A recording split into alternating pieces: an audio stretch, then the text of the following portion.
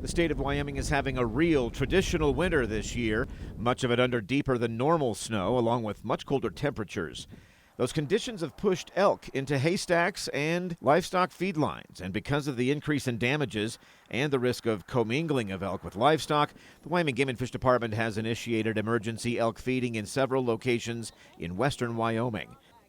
Harsh winters are a fact of life in Wyoming, but the deep snows in some areas, along with the severe temperatures, have pushed elk to lower elevations and habitats they don't normally spend time at during the winter.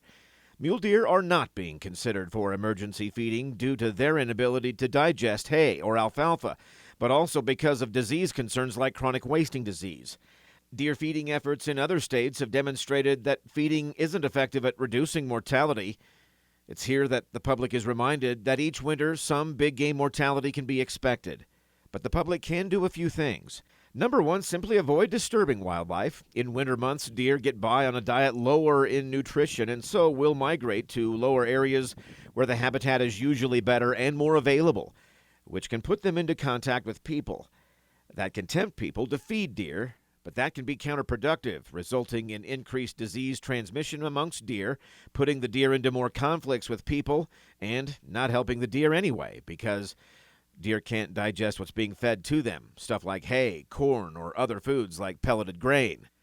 You'll be seeing more deer this time of the year along roadways, so slowing down and paying closer attention to the road is a provable means of reducing wildlife vehicle collisions.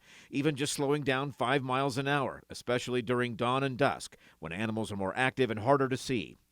With spring snow still weeks away, Game and Fish will continue monitoring conditions and elk distribution. The public can do its part by giving big game plenty of space. This is Ray Hageman with the Wyoming Game and Fish Department.